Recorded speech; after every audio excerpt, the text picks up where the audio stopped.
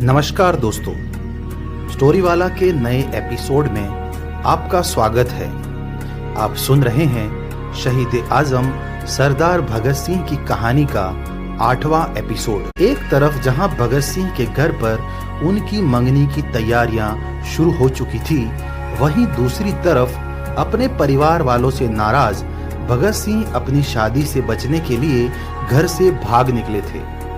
घर से भागने के सिवा भगत सिंह के पास दूसरा कोई रास्ता नहीं बचा था, क्योंकि भगत सिंह किसी भी हालत में शादी के बंधन में नहीं बंधना चाहते थे, जिसका नतीजा ये हुआ कि सरदार किशन सिंह और मां विद्यावती के साथ साथ भगत के पूरे परिवार ने भगत सिंह की शादी का इरादा छोड़ दिया था। दोस्तों, कहानी आगे सुनने से पहले आप स्टोरीवाला चैनल को सब्सक्राइब, लाइक और शेयर करना ना भूलें, क्योंकि स्टोरीवाला एक नया चैनल है जिसे आप जैसे साथियों के साथ की बहुत जरूरत है। अब आते हैं कहानी पर। घर से भागने के बाद छुपते छुपाते भगत सिंह अपने क्रांतिकारी दोस्त सचिंद्रनाथ सान्याल के पास पहुंचे। बदहवास हालात में अपने घर पर आए भगत सिंह को जब सचिंद्रनाथ सान्याल ने देखा तो उन्होंने ताज्जुब से भगत सिंह से पूछा, अरे भगत, तुम अचानक यहाँ? सब ठीक तो है? सचिंद्रनाथ के सवाल पर भगत सिंह ने बेचैनी भरे अंदाज में जवाब दिया, कुछ भी ठीक नहीं है सान्याल जी, बस यूं समझ लीजिए कि किसी तरह जान बचाकर यहाँ तक पहुंचा हूँ।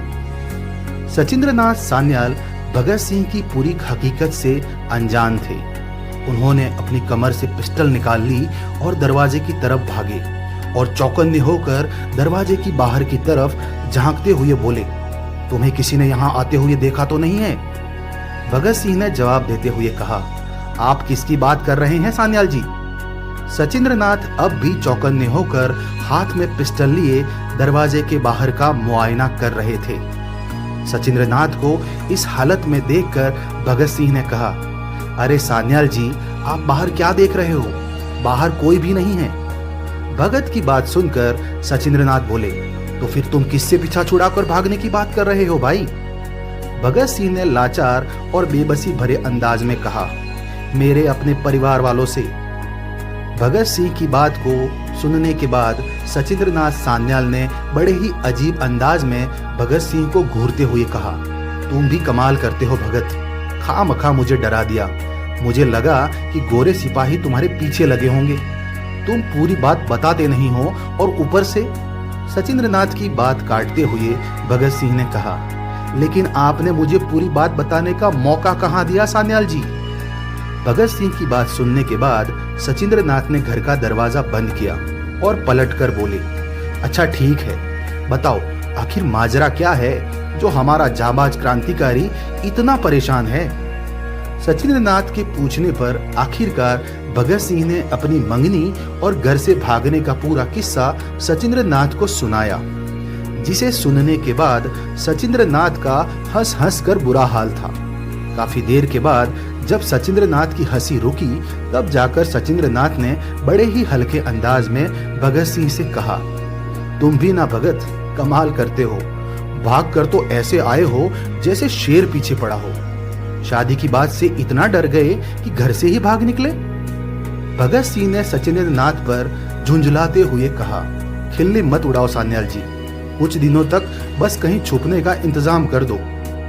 भगत सिंह की पूरी हकीकत जान लेने के बाद सचिंद्रनाथ सान्याल ने काफी देर तक सोचा और आखिरकार वो एक कागज और कलम लेकर टेबल पर बैठ गए और कलम से जल्दी जल्दी एक पत्र लिखने लगे। भगत सिंह उत्सुकतावश सचिंद्रनाथ को बस देखे जा रहे थे। पत्र लिखने के बाद सचिंद्रनाथ ने उस पत्र को लिफाफे में डाला और भगत सिंह को देते हुए बोले, भगत, तुम्हें अभी कानपुर के लिए निकलना होगा। कानपुर में तुम गणेश शंकर विद्यार्थी नाम के आदमी से मिलोगे। ये पत्र तुम गणेश को दे देना, गणेश शंकर तुम्हारे रहने का सारा बंदोबस्त कानपुर में ही कर देगा। दरअसल गणेश शंकर विद्यार्थी सचिंद्रनाथ सान्याल के पुराने दोस्त थे, जो कानपुर में प्रताप नाम के अखबार के मालिक थे। एक अखबार के मालिक होने के साथ साथ गणेश शंकर का घर अंग्रेजी हुकूमत के खिलाफ लड़ने वाले क्रांतिकारियों का अड्डा माना जाता था। सचिंद्र नाथ सान्याल की चिट्ठी लेकर जब भगत सिंह कानपुर पहुंचकर गणेश शंकर विद्यार्थी से मिले, जहां भगत सिंह को उम्मीद से ज्यादा सम्मान भी मिला और साथ ही भगत सिंह को प्रताप अखबार के रिपोर्टर की नौकरी भी मिल गई। भगत सिंह जानते थे कि भले ही वो शादी से बचकर छुपते छुपाते कानपुर तो पहुंच गए थे, लेकिन उनके घर वाले उन्हें ढूंढने की पूरी कोशिश करेंगे। इसलिए भगत सिंह कानपुर में अपना नाम बदलकर रहने लगे और कुछ ही दिनों में भगत सिंह को कानपुर के लोग बलवंत सिंह के नाम से पुकारने लगे। दिन बीत रहे थे। भगत सिंह को पढ़ने और लिखने का शौक बचपन से ही था। कानपुर में रहकर भगत दिन भर प्रताप अखबार के लिए रिपोर्टिंग का काम करते और रात अखबार के कार्यालय में ही गुजार लेते थे। भगत सिंह की बेबाक पत्रकारिता को देखकर गणेश शंकर विद्यार्थी भी भगत से बहुत खुश थे।